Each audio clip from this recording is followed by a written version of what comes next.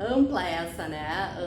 Na verdade, assim, a gente pode... A própria American Marketing Association, não sei se vocês conhecem ou já pesquisaram, que é a Associação Americana de Marketing, ela define alguns conceitos básicos na área de marketing, né? Tipo, o que é marketing, o que é produto, o que é marca, o que é pesquisa de marketing, uma série de outros conceitos, né? E eles dizem o seguinte, olha, o marketing é um processo, né, social e gerencial pelo qual as pessoas, né, os indivíduos, as famílias, os grupos, obtêm aqueles produtos, esses serviços que eles precisam para a sua vida ou que eles desejam, né, através de trocas que sejam suficientemente satisfatórias para as duas partes ou para as três partes envolvidas, né, tanto para a empresa que está te provendo esse produto ou serviço, quanto para o consumidor.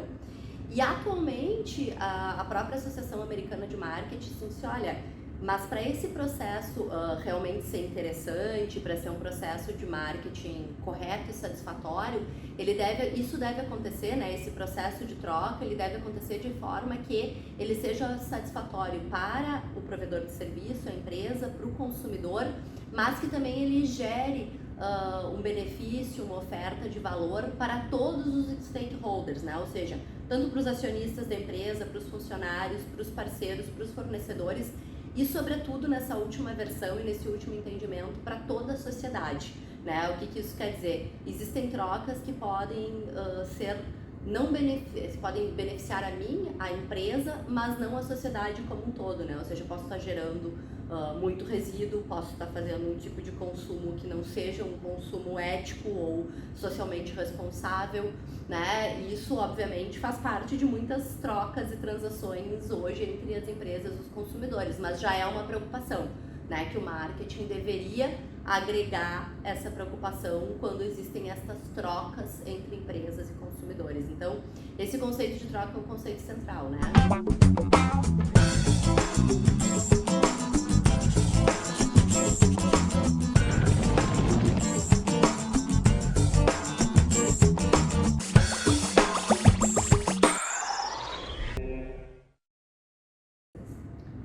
Tá, perfeito. Na verdade, assim, a gente pode dizer que isso, não que as outras áreas, todas as áreas são importantes, né? Mas eu vejo o marketing como uma área transversal dentro da empresa, né? Ou seja, ela não é uma única função, a gente olha ali o organograma, uma caixinha funcional, mas ela é uma área transversal, né? Porque eu preciso ter essa visão de atendimento da necessidade do cliente, de compreensão da necessidade do cliente, de foco nessa transação em todas as áreas da empresa. Então, desde o momento que eu estou lá no P&D, quando eu estou no atendimento ao cliente, claro, quando eu estou na precificação não adianta, né, eu precificar um produto num valor acima do que o consumidor está disposto a pagar, né?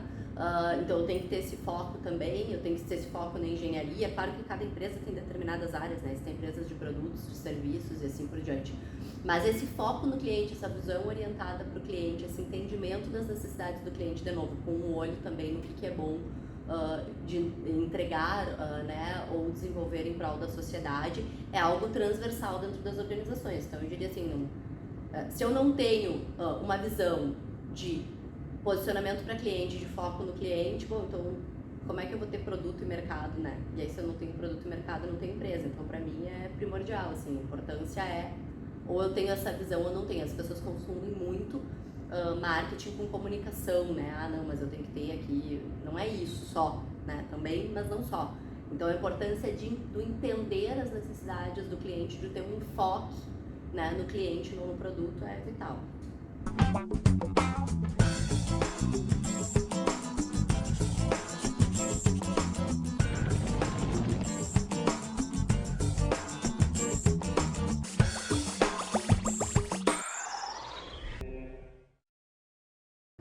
Tá, perfeito. A gente entende, né, existem... A área de marketing, ela tem muitas sub-áreas, né, sub-áreas e subdisciplinas, né, a gente divide isso em muitos campos de conhecimento, mas os dois grandes campos, eu diria, né, atualmente, são a parte de gestão de marketing, né? Gestão e estratégia de marketing, isso engloba um mundo, né? Que vai desde o composto de marketing, que vai entrar a parte de segmentação e posicionamento, de planejamento de marketing, né? E uma série de outras demandas, né? A parte de gestão do composto e assim por diante, né? E a gente tem um outro grande braço de comportamento do consumidor, né? Que aí engloba todo o processo aí de decisão de compra, escolhas e assim por diante. Existem muitas outras coisas, sim, muitas outras. Talvez a gente pudesse elencar aí umas 20 subdisciplinas, né? Que vão passar por toda a parte de marketing social, que vão passar por toda a parte de relacionamento, né? Que vão passar pela parte do próprio marketing de serviços, varejo e etc, né? Mas a gente pode, de uma forma ou de outra, englobar um pouco deles dentro desse. Por exemplo, no marketing de serviços não deixa de ser um tipo de produto e entra dentro dos 4Ps, que entra dentro da parte de marketing management, né, a gestão de marketing. Então a gente consegue englobar. Eu diria assim que se a gente pegar marketing management, né, a parte de gestão e estratégia de marketing e comportamento do consumidor, a gente consegue pendurar ali boa parte, né, das áreas ou das grandes subdisciplinas, né, mas tem muita coisa. Tá? Tem uma área toda que estuda a influência do marketing para a sociedade, toda uma área de macromarketing, de marketing social. Então, não estou sendo conclusiva aqui, né? Estou falando que essas são as duas principais ou as duas grandes áreas que os alunos acabam, inclusive, se dedicando, trabalhando, né? Porque toda a parte de disciplinas de produto, preço, promoção, distribuição estão todas dentro da gestão de marketing, né? Dessa parte de marketing management e estratégia.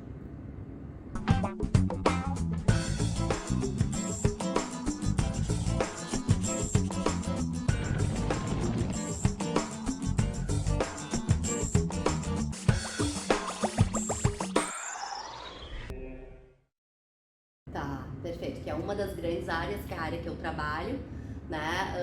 Comportamento do consumidor hoje é uma área muito grande, né, dentro de marketing. Tem uma discussão, inclusive, se o comportamento do consumidor já não é uma disciplina separada, né, se ele não está apartado, digamos assim, da área de marketing, em função de que muitas vezes a gente está estudando processos muito específicos, né, de decisão de compra, de processamento de informações. Então, tem pessoas que acham que sim, outras que acham que não, mas enfim, via de regra, a disciplina está dentro da área de marketing, né? E o comportamento do consumidor é o processo de entender justamente essa jornada da decisão de compra, né? E quais são as influências todas que o consumidor sofre ou tem nas suas inter-relações ao longo de qualquer processo de tomada de decisão que leve a um processo de compra ou consumo, ou troca de uma forma mais geral, né? Porque hoje a gente inclui dentro disso também, por exemplo, se a gente for pensar toda a parte ali de economia circular, né, de consumo colaborativo, às vezes a gente não tem uma transação pecuniária, né? Eu não estou trocando um bem por dinheiro, um serviço por dinheiro, eu estou fazendo uma troca de produto por produto, serviço por serviço, produto por serviço, né? Eu estou fazendo até um empréstimo ou algo assim, e isso também, né, é um processo de troca dentro de marketing, só que não envolve moeda, né? Não envolve um valor financeiro, ou esse valor é substituído por outros produtos e serviços, né? Então todo esse processo para entender, desde o momento que o consumidor ele reconhece, né, que ele tem um desejo ou uma necessidade, até o momento que ele busca informações, ele escolhe todos os pontos de contato que ele tem ao longo dessa jornada, todas as influências familiares, sociais, culturais, comunicacionais, né, macroambientais, né, da economia, da vida, de outras variáveis, até o momento que ele compra, que ele usa esse produto, que ele, por fim, descarta ou não o produto, e que ele se relaciona novamente com a empresa, né? Estudar este processo para o consumidor é comportamento do consumidor. E aí também tem 1 milhão de coisas envolvidas, né? A gente entende que o comportamento do consumidor ele tem muitas influências de disciplinas como a antropologia, a sociologia, a psicologia e a economia, né? Porque eu estou entendendo o consumidor como um ser parcialmente racional. Hoje a gente sabe que ele é parcialmente racional, né? Ou seja, que considera variáveis microeconômicas no processo de decisão, mas ele também tem variáveis psicológicas, né? Que levam ele a tomar essa decisão muitas vezes não racional, né? Tem influências da família, dos grupos com os quais ele convive, né? Influências sociais, né? E tem influências culturais da sociedade também que ele vive, né? Da forma como ele foi criado. Então, é todo esse processo de decisão com todas as variáveis-chave que influenciam o consumidor e todos os pontos de contato que ele vai ter ao longo do processo. Ou seja, é bastante coisa, ainda mais se a gente considerar que a gente toma dezenas, talvez centenas de decisões por dia, né? Que podem levar a processos de compra e consumo. Então, resumidamente também é isso.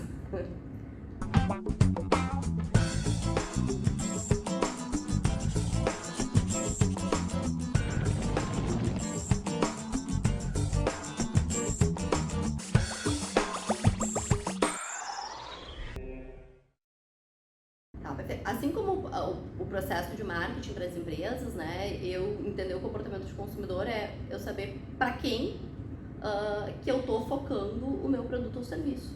Né? Se eu não entendo esse processo, se eu não sei quem é o meu consumidor, se eu não sei o que ele busca, se eu não sei como é que ele faz essa jornada de compra, se eu não sei com quem ele interage, se eu não sei quais são as variáveis que influenciam ele, como é que eu vou colocar esse produto no mercado, né?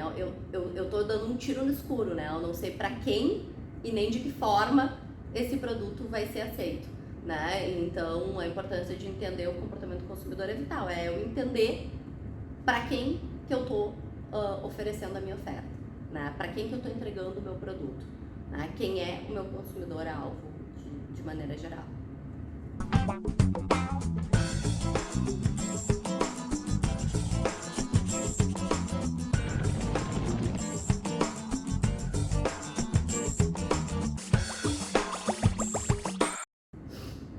Eu acho que é justamente isso, né? Se eu não conheço o meu consumidor, eu não sei quem ele é, eu não sei o que ele busca, como é que eu vou definir uma estratégia de produto, de preço, de comunicação, de distribuição?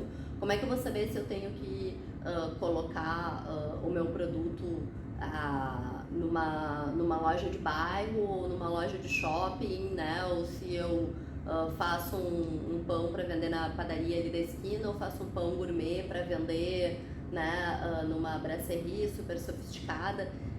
Se eu não sei quem é o meu consumidor e se eu não entendo o meu consumidor, como é que eu vou fazer uma estratégia para chegar nesse consumidor, nesse mercado, né, e definir como é que eu quero vender e assim por diante. Então, eu acho que as coisas estão super ligadas, né? Se eu conheço, eu consigo definir estratégias, né? Senão eu vou definir uma estratégia para alguém que eu não conheço, é aquela história, né? Para quem não sabe onde quer chegar, qualquer lugar serve, né? Mais ou menos isso. Se eu não conheço o consumidor, então tá, vou criar aqui qualquer coisa.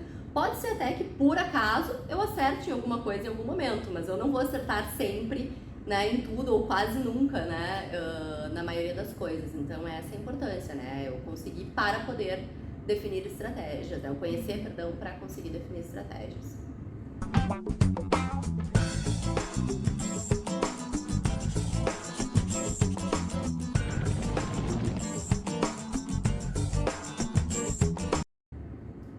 Perfeito. Os conceitos, a gente diz, né, que na área de marketing, isso já discutido aí desde os anos 70, existem 3 conceitos básicos, assim, né? Que é o conceito de troca, que eu falei ali antes, né, pra vocês, que é o conceito de valor e o conceito de satisfação, tá? A gente já falou sobre o conceito de troca. O que é o conceito de valor, geração de valor para o cliente, assim, bem lá da base, né? Quer dizer o seguinte, o consumidor, ele põe numa balança todos os custos, de um lado, que ele tem para ter aquele consumo, para adquirir aquele produto ou serviço, e do outro lado, todos os benefícios, né? Se a balança pesar para o custo, eu não estou entregando valor para o cliente, né? Eu tenho que fazer a balança pesar para o benefício, né? E o que é custo? Não é só dinheiro, né? Ou o que ele está dando em troca, né? A gente falou que às vezes pode não ser dinheiro. São todos os tipos de custos físicos, financeiros, temporais, né, que a gente pode ter para adquirir aquele produto. Então, às vezes eu posso dizer, olha, tem um produto que tu queres muito, é super legal, super interessante, ele tá num preço ótimo, só que assim, ó, tu tem que pegar e dirigir 1h30, porque ele tá disponível lá, né, longe e tal. Tá, já não, dependendo, né, do que eu tô querendo, isso já não gerou valor para mim, né? Porque eu tive que botar aqui um custo temporal, né, de deslocamento e de esforço que não valeu a pena, né? E isso se aplica para mil outras coisas, né? Às vezes a gente tem que fazer um processo de busca de informação muito grande, mesmo que ele seja online, por exemplo. Eu não preciso me deslocar e nem gastar dinheiro para fazer isso. Eu preciso entrar na internet e ter que pesquisar muito e ter que entender muito esse produto, aí eu já gerei um custo para o cliente, né? Eu já demandei um esforço grande. E aí, da mesma forma, os benefícios, né? Eu estou gerando que tipo de benefícios? Esses benefícios, eles são mais duradouros, eles entregam o que o cliente busca. Então, o valor basicamente é isso, né? É uma balança. De um lado, eu tenho os custos, do outro, os benefícios. Pesou para o benefício, eu gerei valor para o cliente. Pesou para o custo, não gerei valor, né? E aí, óbvio que isso pode ser desdobrado, interpretado de muitas formas, né? E o que é a satisfação? Né? A satisfação do cliente, ela acontece quando o produto atinge ou supera as expectativas, né? O que é isso? Quando a gente vai buscar alguma coisa, agora vocês vão num restaurante, né? A gente tem uma expectativa, não é que a gente cognitivamente processa essa expectativa, né? Às vezes a gente não faz um processamento consciente dessa expectativa. Claro que se eu vou comprar um apartamento, eu vou fazer um processamento consciente da expectativa, eu vou botar, né, às vezes, provavelmente vou escrever ali, né, tudo que eu tô esperando que aquele imóvel tenha antes de buscar. Agora, se é uma compra mais trivial, eu vou num restaurante ali hoje da noite comer uma pizza, né, eu não listei, provavelmente, todas as minhas expectativas, mas eu tenho já um modelo mental dizendo, olha, eu tô esperando que isso seja uma experiência legal, né, que se eu tô indo lá comer uma pizza, eu espero que a pizza seja boa, eu espero ser bem atendido, eu espero que se eu pedir uma bebida, que seja uma bebida que tenha um refrigerante, mas que ele venha numa temperatura adequada, né, eu espero que a temperatura do local seja adequada, eu espero que não esteja um barulho absurdo no lugar, né, a gente tem um modelo que é esse modelo de expectativas. E aí eu vou ter a minha experiência. Se essa minha experiência, ela atender a minha expectativa, eu fiquei satisfeito, né? Ela pode ser melhor do que a minha expectativa. Pô, eu esperava que fosse ok, mas foi muito legal. A pizza era maravilhosa, o ambiente era super legal, fui super bem atendido. Então eu superei a minha expectativa, então eu fiquei muito satisfeito, né? E ao contrário, se o serviço prestado foi aquém daquilo que eu esperava, ou o produto que eu comprei foi aquém daquilo que eu esperava, a gente diz que houve uma desconfirmação negativa da expectativa, ou seja, não foi o que eu esperava e foi ruim, né? A satisfação, ela vem quando dá a confirmação da expectativa ou o que a gente chama de desconfirmação positiva, ou seja, foi aquém, além do que eu esperava. Então é isso, satisfação, né? Eu entreguei no mínimo que o cliente buscava ou eu entreguei mais do que o que ele buscava, do que aquilo que ele tinha expectativa, tá? Que é um outro conceito central também na área de marketing.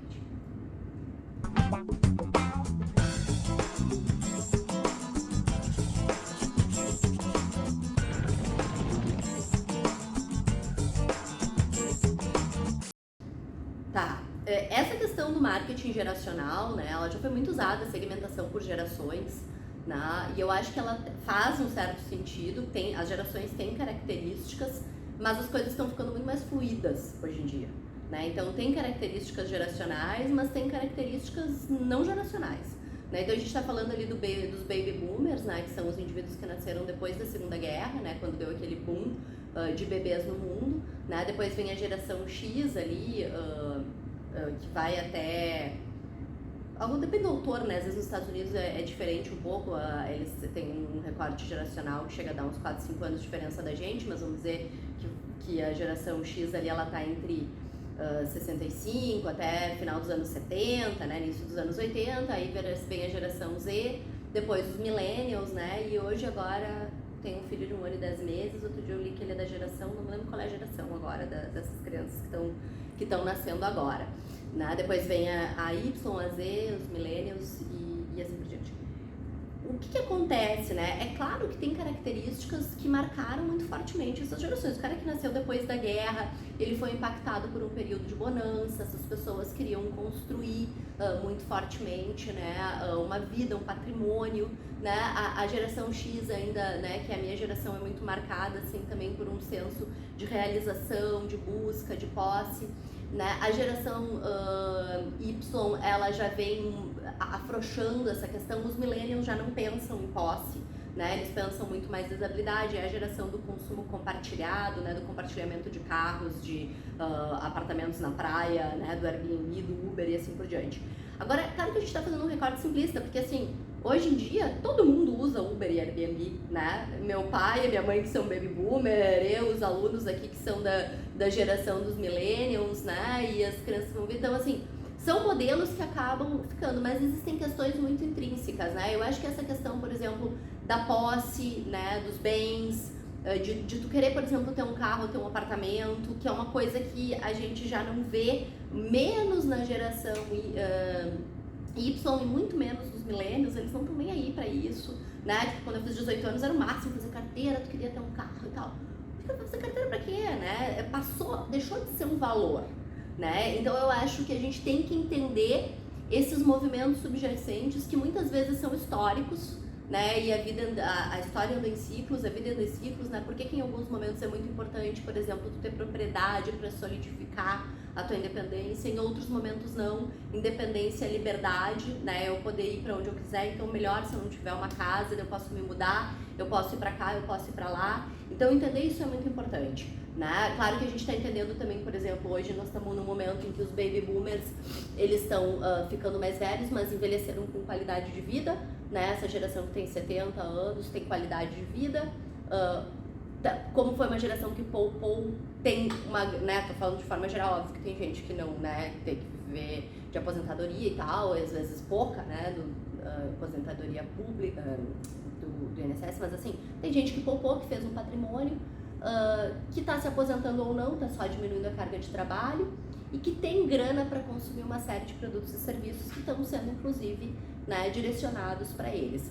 Mas por que eu digo que a gente tem que ter um pouco de cuidado, assim, com isso? Porque uma vez eu pensava assim, não, uma pessoa de 70 anos, ela vai se vestir dessa maneira, ela vai gostar dessas coisas, né? E hoje em dia não é assim, né? A minha mãe tem 70 anos, várias vezes eu compro uma roupa pra ela, que eu compro pra mim, né? E que a minha prima de 20 anos também compra, né? E claro, dependendo das coisas. E tá ok, todo mundo, né, dos 20 aos 70 vai usar isso, né, calça jeans e tal, e muitas outras coisas, né, então essas pessoas não têm mais aquele estigma de velhos, né, e a sociedade está muito mais fluida nesse sentido, tá? Então eu acho que é esse o cuidado que a gente tem que ter, eu acho que a gente tem que entender o que vem por trás, né, o que faz essa geração solidificar, a importância, como eu disse, da posse, a importância da fluidez das relações, mas eu não posso pensar que não, eu estou fazendo aqui, né, um sapato ou uma bolsa ou uma experiência num restaurante que só vai ser consumida por esse perfil geracional, não, né, porque isso vai ser muito impactado pelo estilo de vida, pela personalidade, por outras variáveis,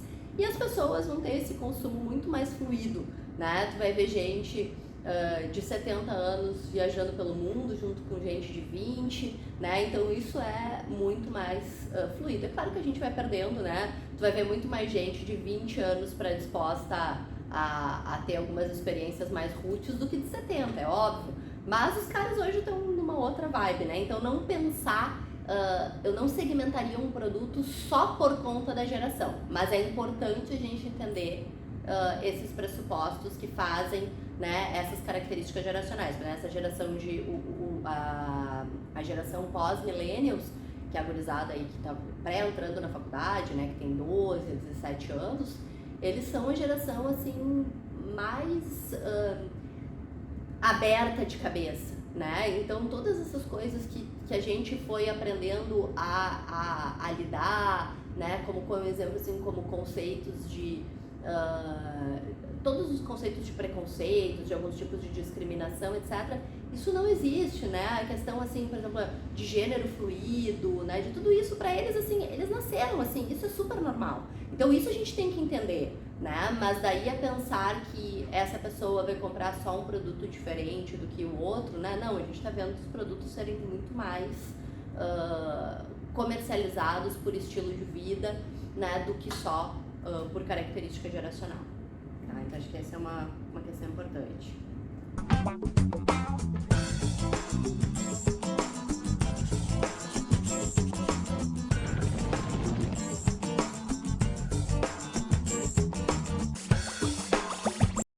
Tá, eu já estudei bastante comunidades virtuais, atualmente não tenho nenhum trabalho sobre isso, mas assim, os consumidores participam desses fóruns porque, na verdade, a comunidade virtual, ela é uma comunidade, né? É uma forma de eu buscar identidade com um grupo social que se identifica comigo naquele recorte, né? Naquela característica, seja porque são pessoas que gostam de andar de moto, né? Seja porque são pessoas que têm filhos pequenos, ou porque são pessoas que gostam de viajar, enfim, essas comunidades elas têm um objetivo, né? Elas têm um foco, elas têm uma característica agregadora. Então eu participo dessa comunidade porque eu quero participar de um grupo social, que é um desejo inerente ao ser humano, né? Em qualquer papel social, não só do consumidor, e ele encontra ali eco, né? Ele encontra ali um grupo com o qual ele se identifica, né? E claro, em esta comunidade sendo virtual, esse grupo é muito maior, né? Eu posso conversar com pessoas que se identificam comigo, que estão aqui ou na Nova Zelândia. Isso não aconteceria numa comunidade física, né? Presencial. Então eu consigo ter muito mais lateralidade e eu consigo ter muito mais flexibilidade, né? Porque aquilo ali é um repositório de conteúdos, eu posso postar e conversar a qualquer momento, né? Os encontros presenciais, eles são muito pontuais, né? Olha, mesmo que eu vou encontrar com esse mesmo grupo presencialmente, eu já estudei comunidades virtuais assim como entravam presencialmente, por exemplo, uma vez por ano, o cara tem ali uma vez por ano, né? Mas no resto do ano, se eu quiser falar com essas pessoas, eu tenho esses fóruns ou essas comunidades virtuais. Então, eu acho que é a necessidade de ter uma identidade social, e essa identidade social relacionada a algum interesse comum, né? Que permite que eu encontre eco para esses meus interesses, que eu me mantenha informado, que eu converse com pessoas que têm as mesmas características que eu, né, e a mesma paixão por aquele produto, por aquela marca, ou por aquela característica de vida, né? Vão ter comunidades ali, como eu disse, para pais, né, eu participo numa, né, que são mães de meninos pequenos, né? Não é produto, não é nada, mas as pessoas estão discutindo as mesmas coisas que tu tá interessada em conhecer e em participar. Então é identidade, né? É sobretudo uma questão de identidade social.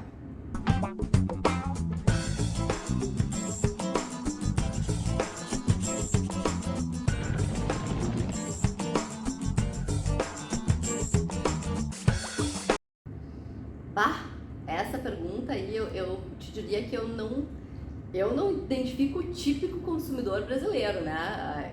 A gente é um mundo, né? Eu não identificaria nem o típico consumidor gaúcho, quanto mais brasileiro. E aí a gente vai pro Pará ou pra Bahia, meu Deus, né? Já fiz algumas pesquisas, assim, para grandes varejistas no Brasil, que a gente se depara com realidades completamente distintas, assim,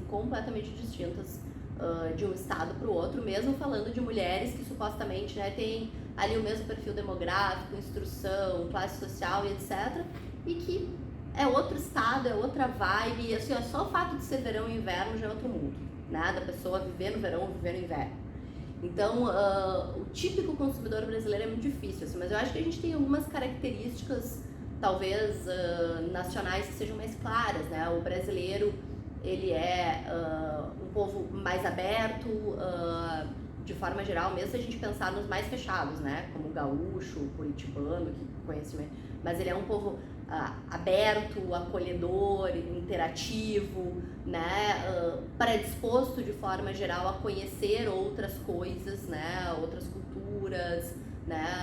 Outros produtos, mas eu não iria muito além disso, assim. Eu acho que o típico consumidor brasileiro, a gente tem características culturais extremamente distintas no Brasil, características socioeconômicas extremamente distintas no Brasil, né? A gente tem aí agora uma enorme gama de pessoas com insegurança alimentar e outra gama de pessoas, não enorme em número, né? Mas outra gama de pessoas que frequenta ou que compra produtos de luxo, né? Nós temos pessoas que vivem no verão e no inverno, nós temos pessoas de distintas realidades de tamanho, de cidade, de características culturais. Então eu acho que é bastante difícil, assim, a gente pensar em algumas questões nacionalmente falando, né? E se vocês conhecem um pouquinho do país, assim, realmente...